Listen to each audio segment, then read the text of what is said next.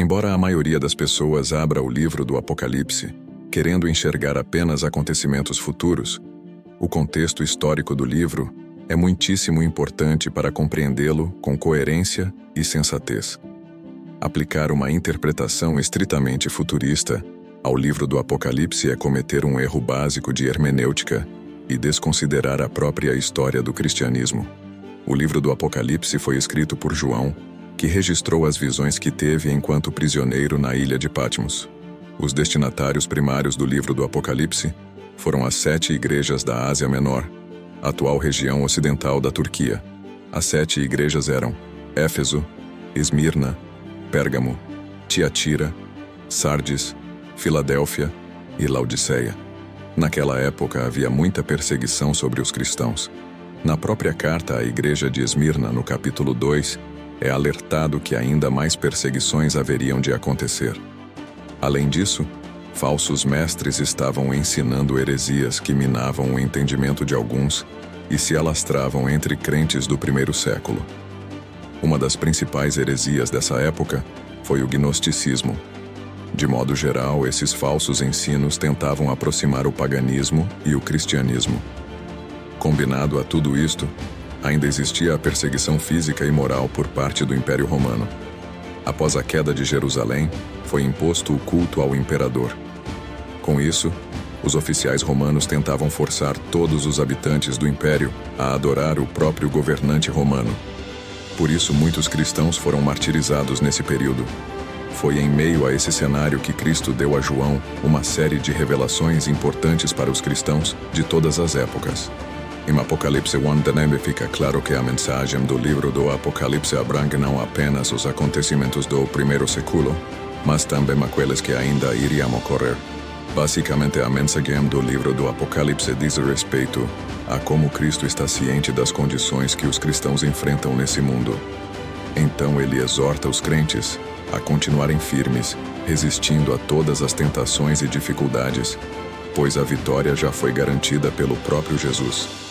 Por isso, em breve Satanás será derrotado definitivamente e a igreja reinará eternamente com Deus. Dessa forma, o conteúdo do livro do Apocalipse não ficou restrito apenas àquelas 7 igrejas. Ele mostra o reinado de Deus sobre toda a história, culminando em um final triunfante em Cristo. Sem dúvida, o livro do Apocalipse aborda o passado, presente e futuro. Diferentes interpretações sobre o livro do Apocalipse. Basicamente existem 4 estilos de interpretação do livro do Apocalipse que são adotados pelos cristãos. São eles: preterista, diz que praticamente tudo o que está no livro do Apocalipse já se cumpriu. Isso teria acontecido principalmente na destruição de Jerusalém e na queda do Império Romano. Historicista, diz que as revelações do livro do Apocalipse vão se cumprindo no decorrer da história da Igreja até a segunda vinda de Cristo. Idealista, diz que as revelações do livro do Apocalipse não descrevem eventos específicos, mas princípios espirituais que se aplicam a toda a história da Igreja. Futurista, diz que praticamente tudo o que foi dito no Apocalipse ainda será cumprido em um período final que antecede a volta de Cristo. Saiba mais sobre os métodos de interpretação do Apocalipse. De acordo com as características e propósitos do livro do Apocalipse, a maneira mais coerente de interpretar o livro do Apocalipse é através de uma combinação dos 4 estilos de interpretação acima. Sob essa perspectiva, é correto dizer que muitas passagens do livro do Apocalipse possuem 3 aplicações. Elas tratam de eventos específicos do século I, de acontecimentos que se deram ao longo da história da Igreja, e também fazem referência ao período de crise final que antecederá a segunda vinda de Cristo. Posições acerca do milênio no livro do Apocalipse.